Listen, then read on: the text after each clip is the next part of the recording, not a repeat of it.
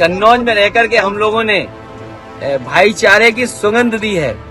ये जो भारतीय जनता पार्टी के लोग हैं, इनकी नफरत की दुर्गंध है। नमस्कार, मेरा परिचय विनीत त्रिपाठी है और आप नव भारत टाइम्स देख रहे हैं। गौशाला से दुर्गंध, ये क्या बोल गए अखिलेश यादव। बोलने से पहले कुछ सोचा तो होता, समझा होता। क्या राजनीति के चक्कर में अपना इतिहास, पुराण अखिलेश जी सब भूल गए। दरअसल कन्नौज में सपा अध्यक्ष अखिलेश यादव ने कहा कि बीजेपी के लोग दुर्गंध पसंद करते हैं, इसलिए गौशाला बना रहे हैं। हम सुगंध पसंद कर रहे थे, इसलिए इत्र का पार्क बना रहे थे। उन्होंने कहा कि कन्नौज में हमने भाईचारे की खुशबू फैलाई, दूसरी तरफ बीजेपी नफरत की बदबू फैलाती है। मैं कन्नौज के लोगों से आग्रह करता हूं कि वो बीजेपी की फैलाई गई इस दुर्गंध को दूर करें। कुछ हद तक ये पहले ही साफ हो चुकी है, लेकिन अगले चुनाव में इसे पूरी तरह से हटा दें ताकि कन्नौज का रुका हुआ विकास आगे बढ़ सके। आप खुद ही अखिलेश यादव का ये पहले बयान सुन लीजिए। अगर ये मैं कहूं कि अगर मेरे आदर्श योगी हैं, तुम तो पगला जाएंगे। सोचो हमें क्या कपड़े पहनने पड़ेंगे अगर हमारे वो आदर्श हो जाएं तो। ये बातें ऐसी मत करा करो नौजवान। हमारा आदर्श क्या है? हमारे आदर्श लोहिया जी हैं। हम लोग डॉक्टर भीमराव जी के, अम्बेडकर जी के रास्ते पे चलते हैं।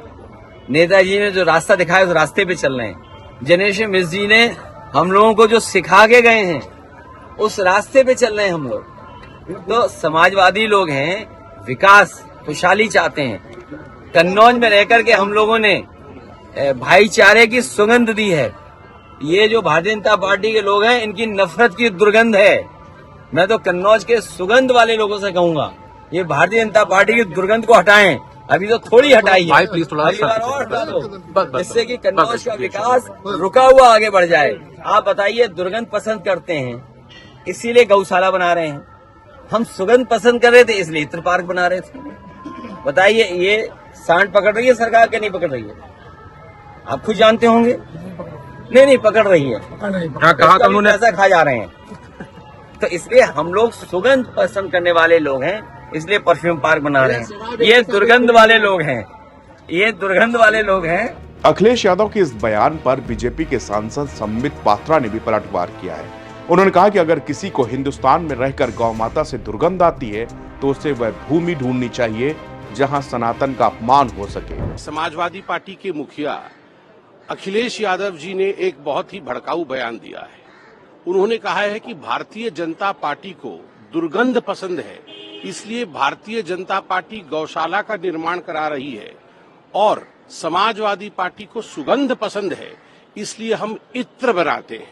ये स्पष्ट रूप से दिखाता है कि इन लोगों को सनातन से लगाव नहीं है, सनातन विरोधी है।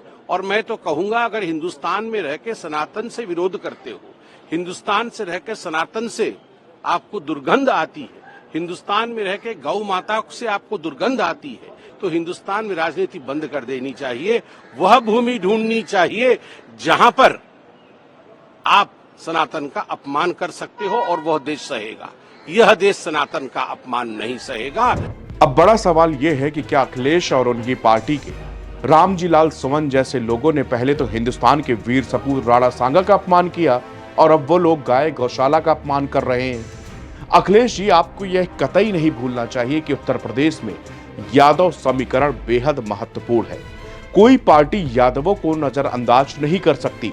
शायद ही कोई यादव होगा जिसकी जिंदगी गाय, गोबर और गौशाला के बीच ना गुजरी हो। मुस्लिमों के साथ यादव यानी कि MY समीकरण साधकर ही खुद अखिलेश यादव सीएम की कुर्सी तक पहुंचे। ऐसे में गौशाला की दुर्गंध की बात कहना क्या यह अपमान नहीं है? माना कि आप माननीय बन चुके हैं, मगर आपकी हमारी जड़ें तो यही है। पौराणिक रूप से देखा जाए तो भगवान कृष्ण ने खुद को गोपालक ही कहा था। वह गीता में खुद को गायों का रक्षक बताते रहे, इसके लिए उनका पूरा जीवन गौ सेवा में बीता। साथ ही यादव वंश होने के नाते गाय यादवों के लिए आजीविका का सोर्स रही है। गाय हैं तो गौशाला भी होंगी ही। फिर भला आपके मन में गौशाला को लेकर इतनी घिन, इतनी नफरत कैसे भर गई? आपको यह पता होना चाहिए कि प्राचीन भारत में गाय विनिमय का सोर्स मानी जाती थी। उन्हें गोधन कहा जाता था। हर कर्म कांड में गायों की अहमियत हुआ करती थी।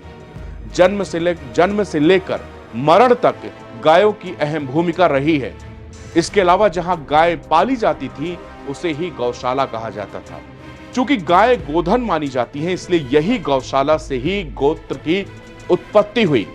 गोत्र से भारत में वैज्ञानिक समाज की पद्धति विकसित हुई, यानी संगोत्री विवाहों की मनाही की परंपरा यहीं से विकसित हुई। आज से करीब 9 साल पहले तत्कालीन सपा सुप्रीमो मुलायम सिंह यादव ने गोपाष्टमी के मौके पर यूपी गौ सेवा आयोग के कार्यक्रम में लखनऊ पहुंचे। उस वक्त अखिलेश के पिता मुलायम सिंह यादव ने कहा था कि मैं बचपन में गाय चराने जाता था। हमने हमेशा गायें पाली हैं और सैफई में अभी भी 16 गाय हैं। गाय का दूध सेहत के लिए काफी फायदेमंद भी होता है और इसी को पीकर मैं पहलवान बना हूं। सभी को गाय जरूर पालनी चाहिए। मुलायम सिंह यादव ने कहा था कि गाय का महत्व हमारे धर्म में बहुत ज्यादा है। हमारे यहाँ गायों की संख्या कम हो रही है, लेकिन आज फ्रांस और पुर्तगाल जैसे देश गाय पाल रहे हैं। साथ ही उनके गोबर से लेकर मूत्र तक दूध का अच्छी तरह से इस्तेमाल कर लाभ भी कमा रहे हैं। अखिलेश जी, आपकी पार्टी के एक नेता सुमन ने राणा सांगा को इशारे में गद्दार करार दिया था, जबकि इतिहास इसके उलट है कि बाबर को हिंदुस्तान में दौलत खां और आलम खां ने बुलाया था, जबकि इन नेताओं का यह दावा था कि राणा सांगा ने ही बाबर को बुलाया था, उन्होंने ही उसे न्योता दिया। आप क्या अपनी पार्टी के लोगों को यही सिखाएंगे? कम से कम सनातन का अपमान करना तो मत सिखाइए।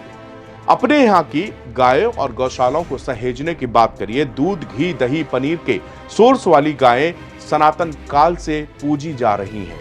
आप पूजा मत कीजिए, मगर इनका अपमान भी आप मत कीजिए। अब अखिलेश यादव के बयान के बाद में सरगर्मी तेज हो गई है। कभी कभी तो ये महसूस होता है कि क्या ये राजनेता इस बात को जाने बिना ऐसा बयान देते हैं, या फिर इसके पीछे उनकी कोई एक नियति होती है या कोई प्लानिंग होती है। क्योंकि अखिलेश यादव कोई अपरिपक्व नेता नहीं है। राजनीतिक घराने से आते हैं, राजनीति का तजुर्बा रह चुका, देश के सबसे बड़े प्रदेश यानी कि उत्तर प्रदेश के सीएम रह चुके हैं, लेकिन उसके बावजूद इस चीज को वो जानते भी हैं कि यहां पर गाय का महत्व क्या है, और उसके बाद भी उनको गौशालाओं से बदबू आती है, स्मेल आती है। शायद ये सोचना पड़ेगा, और अखिलेश यादव को भी, और उनकी पार्टी आज इस मामले में बैकफुट पर है, क्योंकि वो जिस समाज से आते हैं उस समाज का लगाव, प्रेम, इतिहास सभी गवाह है कि वो गायों को किस तरह से पालते हैं, किस तरह से रखते हैं। उनके लिए गाय और परिवार के सदस्य में कोई भिन्नता नहीं होती है।